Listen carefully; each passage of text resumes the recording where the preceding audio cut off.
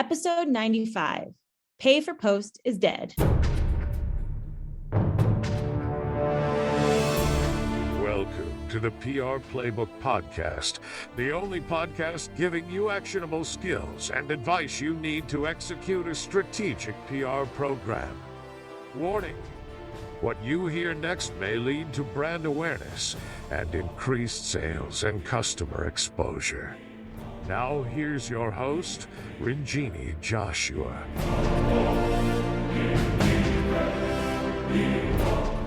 Hello and welcome to episode 95. Today we're going to be talking about influencer marketing and how paying for posts is dead, and I will have somebody else explain that. But today we're speaking with Taylor Lega from Kynship. Hi, Taylor. How are you? Good. How you doing? Thanks for having me, Regina. Good. Did I say your last name right? It's Legacy, but people get it wrong all the time. Okay. I had a feeling about that. Okay. Sorry about that. So I think just before we dive into this influencer marketing conversation, which we've had different ones in the past, so I'm interested in this angle, just a little background about yourself would be great to kick it off. Yeah. So my partner and I, my partner Cody Whittick, he's my co-CEO and co-founder. We launched Kynship 3 years ago, January 2019. And prior to that, I was at a growth agency called Common Thread Collective, where I built out the influencer department, ran paid media, Facebook ads specifically, or meta ads, whatever you want to call them. But they were a seeding partner in our business as well 3 years ago. So, and then prior to that was at an NFL market agency, doing deals like when you think of Aaron Rodgers and State Farm commercials, doing things like that. And then even did a little bit of influencer work in college. Unique experience with P. Diddy's son, who I played football with. We started a business together. So all my experience is within the influencer marketing realm. Long-winded answer, but that's what's brought me here to today. Awesome. And then can you give us a little bit of background on Kynship and how, like, kind of what you do at a high level? And then we'll dive into the conversation from there. Yeah, so we are an influencer marketing agency. We are not a platform. We have plenty of platforms that we use in the ways that we service brands, and more than happy to give all the listeners here today that entire tech stack to try to get you guys to go try this for yourself internally. But as an agency, we service our brands. We come with a strategy and we execute on that strategy. At a high level, what it is we do, as you can see in the title, we are not the traditional influencer marketing agency that pays influencers to post on behalf of your brand. We just think there's a better way of doing that, and that's through influencer seeding, which I'm sure we'll dive into in the nitty gritty. But in short, it's identifying and getting your product in the hands of the right influencers that will ultimately be genuine product adopters and brand ambassadors for your team. Yeah. So we've had the conversation about influencer marketing before, where you partner with influencers and you kind of pay them for a post and figure out what that's going to look like and things like that. How is brand seeding a little bit different than that? Obviously, I know, but for those people listening, when you have a product, what is the benefit of doing a brand seeding program? Yeah, when thinking of comparing the two against one another, the pay for post model is just overpriced. It's inflated price points. You're not going to get the ROI you're looking for. It's transactional. It's inauthentic. And it lends itself to a one-off drug where these people actually don't love your brand, love your product. They are paid to do this thing that will ultimately lead to a post that, again, inflated in the price, doesn't lend the ROI you're looking for. And then after they do that one-off post, they're done with you. There's no continued relationship there because it wasn't built in the right way. So in comparison to that, and we can go down a long rabbit hole, Ranjini, here. So please, again, I would love listeners to be able to go try this for themselves. So would want to take them through A through Z, what this could entail for them if they wanted to do it. So seeding, by contrast, it's going to be incredibly inexpensive going about it the right way. It's not going to be inauthentic. It's going to be authentic content. It's going to lead to people that don't post a one-off, but they post throughout the year of their own free will. So how we go about this internally on our end, and again, you can just apply the numbers accordingly based on the capacity of your internal team. But we start by identifying and reaching out to 500 influencers. So how we identify those influencers, we personally use a search engine platform called Tagger. It costs $1,500. So free tools is Facebook Brand Collabs Manager, as well as TikTok's Creator Marketplace. Two free tools that are very effective. Obviously not as robust as Tagger, which costs money, but it'll get the job done. You want to identify influencers based off all the quantitative data that aligns with your brand, whatever makes them, a brand fit, persona fit, demographic fit. But just as important, if not the most important, is video content creation ability. So are they thumb stopping? Do they capture your attention? Are they articulate, charismatic? All of that. Basically, like the lens you need to look through when identifying an influencer worth seeding product to, getting your product in the hands of, is can they sell me on this product through their video content creation ability? If yes, along with all the quantitative metrics, is a yes as well, and that box is checked, they become one of the people that you would want to reach out to in order to see them your product. I'm going to stop there because it's a multi-step process. Is there anything you think that I'm missing there, Ranjini? Obviously, you know our process pretty well at this point as well, but Yeah, no, I mean, I think that's a good starting point. Yeah, maybe this is a multiple part podcast, but yeah, no, that's a good starting point. So understanding that, I think, yeah, if you continue to go through this in a high level perspective, I think that's awesome. Because that way, like you said, we want people to be able to take away something where they can actually try, maybe not 500 people, but 10 people right, themselves or something scale like down, that. scale Yeah. down, 100%. So Yeah. I'm just giving you what we do internally, but you're going to be able to apply the numbers here to a much smaller scale. So after you approve the influencers though, or after you identify these influencers, whatever number it is, this is where we are very different. We do not reach out to all these, 500 influencers asking them, what's their rates, send us your media kits, or even we want to put this product in your hands in exchange for a post. We don't even do that. We're not your traditional PR agency either. What we're saying is, to all 500 of them, sending them a message saying, hey, Ranjini, we think you're a great brand fit. We absolutely love the content you consistently put out. We think you'd love our product, and we want to send it to you, no strings attached. What we mean by that is we have no expectation of you to post whatsoever. Just send me your address. We'll get this right out to you. So everyone might be like, no chance, no way. I'm never doing that. Try it. That's what I challenge you to do. Otherwise, I wouldn't be on this podcast with Ranjini. We wouldn't be talking right now. This wouldn't be a service that we offer. So to give you the numbers there, out of the 500 that we send that outreach message to, in which out of the 500, we typically see a minimum of 100. So percentage-wise, 20% at a minimum of the total amount that you outreach to and identify will opt in to receive your product. So 500 to 100, 50, if you do 50 internally, to 10. And then out of the people that receive your product, you typically see 30% of them end up posting of their own free will, free of cost, because they're genuine product adopters and lovers of your brand. And then on average, 2 to 3 assets each. So if it's 500, goes to a 100 at a minimum, goes to 30 influencers posting 60 to 90 assets there. If it's 50, goes to 10, goes to 3, posting 6 to 9.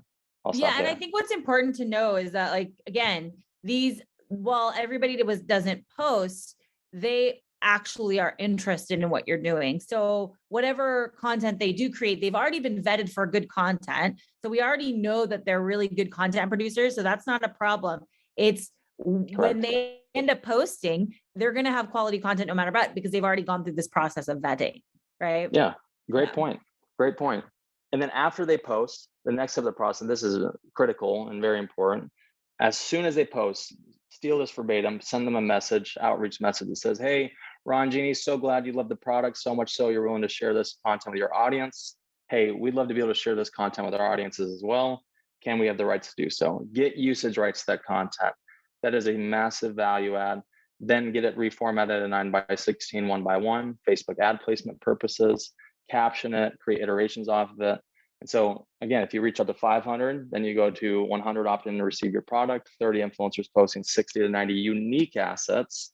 That's going to turn into well over 150 ad iterations for you to launch into your paid media efforts as well. So not only are you going to get all the organic distribution from this, from influencers over the customers that you're looking to acquire, but also you're getting 150 assets created by professional content creators that have proven to create content that goes viral, that gets traction on the platforms you're looking to advertise on. So that's the main value adds. I would say, why, to bring it full circle, why do we say the pay for post model is dead?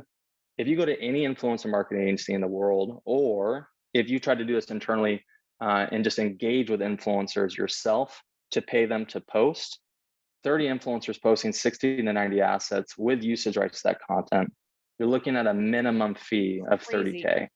Yeah. A minimum fee. And it's going to lack authenticity. It's going to be transactional. It's going to be one-off. And again, why pay that much when you can get genuine, authentic relationships producing genuine, authentic content for a fraction of the price?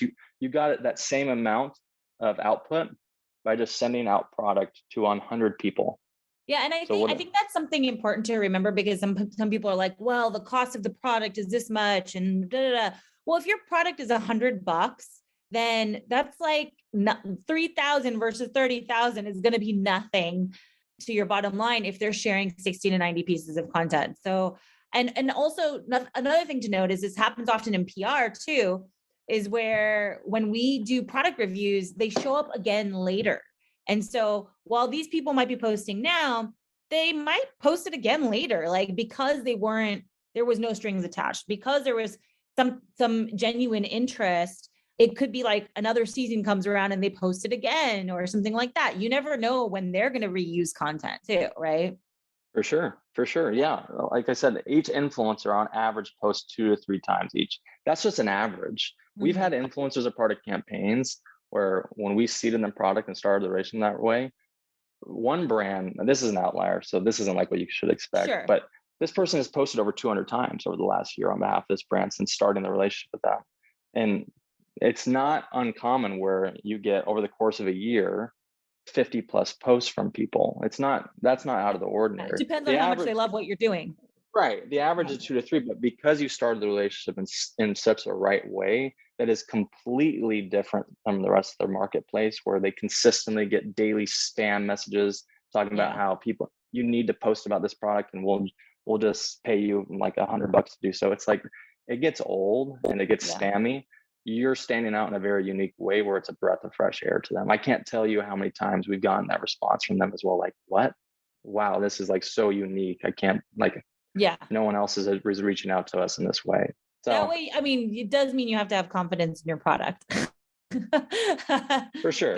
Without that, you're not getting anywhere. This is not just like a gimme kind of situation. I think that's we work with a lot of startups. So I think that's always important to note, is that the product has to be good. And if it's not, someone might say it's not. So just remember what you're sending out. You're going to get what you're putting out. Right. A question that, comes up a lot are, as far as influencers go and identifying influencers, are how do you identify the right number of followers? And ooh, great question. I love it. And we talk about this a lot, and we talk about little inflection points and stuff like that. But how do you do that? How do you guys do that? Yeah. So at the end of the day, we tell brands we can reach out to any follower count that you would like. But best practice, what we would recommend is reaching out to influencers between 5K and 150K in following. Why? One, you avoid agents and managers. That level of influencer does not have an agent and manager that's in their inboxes, negotiate on their behalf, creating these inflated price points. Agents and managers, it's complete conflict of interest. They're completely incentivized to put inflated, hiked up rates in front of you to get their client paid, and that's how they get paid. You avoid those people. 2, on a per follower basis, micro influencers in comparison to macro influencers have greater reach, greater engagement, greater conversion rate. And to be honest, like I would take 10 micros over 1 macro any day of the week, probably the same aggregate following, and you're going to get, like I said, way more engagement, way more reach, way more conversion rate by doing this. And within seeding, you're going to get more than a 10-to-1 opt-in rate. Like more 10 plus micro influencers to every 1 macro will opt in. So across the board, it just makes more sense. The biggest reason, in my opinion, is content usage rights. You're going to get 100x the amount of content with no drop off in the level of quality, because when you fall for usage rights to a micro influencer, they're flattered. truly flattered that you want to repurpose that. A macro influencer, again, has that agent, has that manager that will come in and say, hey, sure, you can use it for 30 days for $10,000. Like, no. So micro influencers, I'm not saying don't ever work with macros, Right. but work with hundreds, if not thousands, of micro influencers before you scale up to This take a is one of the swing. places where you go with quantity versus Scale and from it's not micro really to macro. It's not versus quality. It's just different. So it's more quantity based, I guess. I would say it's both. It's quantity Yeah. and quality, in all honesty. But there is still a place for macros. You just need to scale up to that. Don't be the brand that sees the Khloe Kardashian, Kim Kardashian campaign and like, okay, that's what we need to do. Let's go spend $1 million on a macro.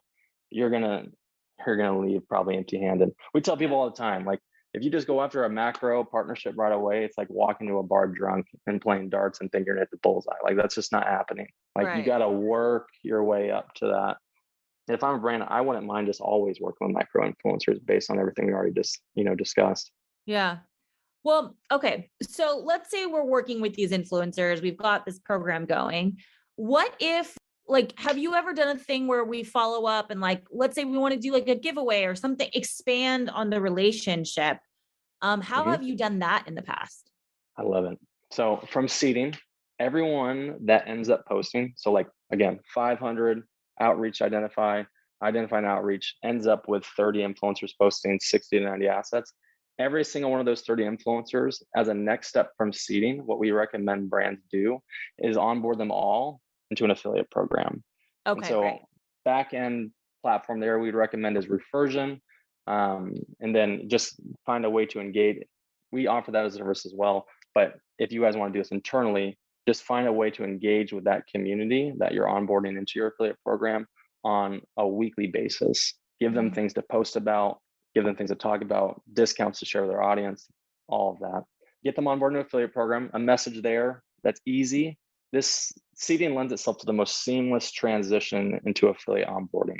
Yeah. Like it's just like, hey, Ranjini, we'd love to honor you for any and all future posts by getting you compensated for this and getting you on board into our affiliate program. Like, it's a no-brainer. They're already posting about you. They love your brand. They did it for free.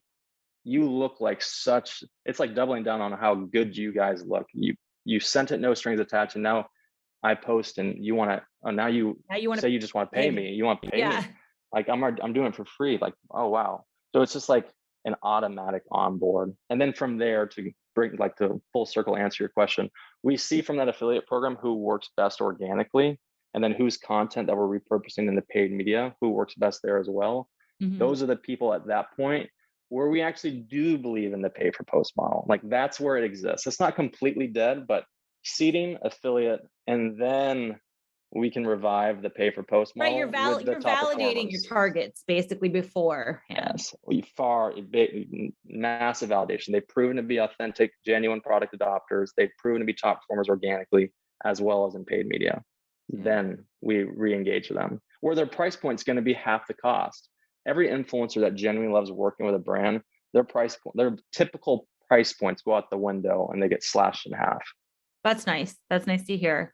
I think this is I feel like this is just such a great organic way to do it. And there's a lot of benefits that can come out of this, especially product validation, or you get questions, like a lot of new product stuff. I think would be great if people just did brand seeding, because then they can get like customer feedback that's a little bit more direct. I mentioned to you, we love to have tips for everybody. And I think we've given a lot of tips already, but you mentioned your tech stack. So I wanted to kind of just touch on that. So let's say I'm a brand, I'm going to try this program. What are the list of technology things I should be integrating into my program as I'm like testing it out? Yeah, great question. So for identification, Tagger is what we use, but again, that's $1,500. So if you're looking for a free tool to test this out, Meta or Facebook's Brand Collabs Manager. Okay. Then you have TikTok Creator Marketplace. Both are great. Start there. For outreach, in which I would be reaching out to TikTok influencers right now, just unprecedented in its ability to post content that goes viral. That's organically. I'd repurpose that content into Facebook for paid media purposes. So for TikTok outreach, I would reach out to them over the TikTok Creator Marketplace as well as over email, DMs and email, both. Get your stuff in front of them. I don't hire a VA for that, transparently speaking. Yeah. I wouldn't do that on your end. Get a message flow going where there's like a 5-fault message flow, but then Right. upload that to the VA. And if something falls outside of that flow, have them flag it, and then you can take it from there. That's what I recommend, transparently speaking. For tracking organic posts and analytics, Mighty Scout, super cost effective, and this is like my favorite platform of the bunch. It's incredible. So within our process, when you seed out the product like to 100 people, right?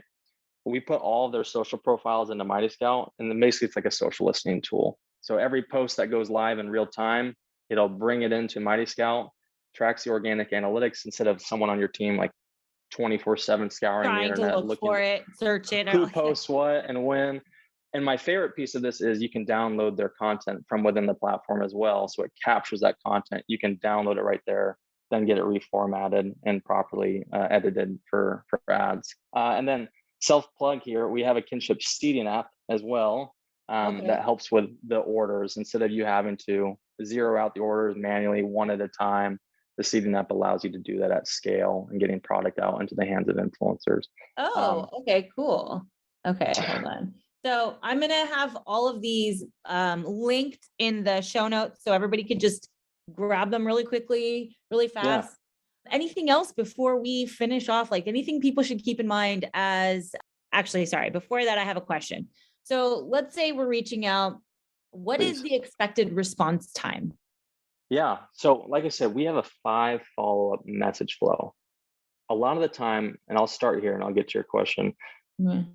From that initial outreach, that no strings attached, that please go back and steal that verbatim from earlier on in this segment. You still might get, like I said, these people are typically getting spammed with outreach messages from brands. So you very well might get their spammy copy and paste response. Like, here's my media kit. Here's what it will cost to work with me. They don't even read your message sometimes. So double down on a second outreach message saying, hey, no, like, we just want to gift you this, no strings attached. We have no expectation of you to post. Like, we just want to get this in your hands. Mm-hmm. Double down on that. That will grab their attention. They'll read the first message now if they didn't otherwise, send you their address. And we've had so many people that send us their media kits or their rates, come back, get the product, and then they're posting as well. So don't let that serve as a deterrent. But you'll get all these responses within a week. And if they don't respond, again, send them one more over social, send them one more over email, do it a last time. 3 follow-up flow is more than enough as you're testing this internally. After that, don't spam them anymore. You don't want to get a bad rep for that. Yeah. 5 is a lot of messages. Yeah. But you want to get as many people on board as possible. Well, and if you're identifying the right people, they're going to get back to you quickly. A lot of people get back to you saying, no, thanks. So I think that's important to know. Just have a tracking system where you're saying yes, no, you like know who's saying what. We don't really get many no's. I mean, well, if you think about it, right? Like, we're just trying to give you a free product. So like, you don't get too many no's. You might get left dry and like no one responds. But again, or sometimes I've heard like I've heard, oh, I'm not doing this right now, or I'm taking a break, or, stuff like that, where it's just like a one-off. Even when they say that though, just say again, right there, no worries. We're not looking for you to post anything. We have no expectations whatsoever. Just send us your address. We'll get this product over to you. Like, still say that. Just don't be afraid to go back at them with that. It's going to go so much further in building that relationship with them that a lot of time we see them post right away. If not, when they come back to life and they get going again, it's posted then. Yeah. No, that's good. That's a perfect opportunity. I love that. Yeah.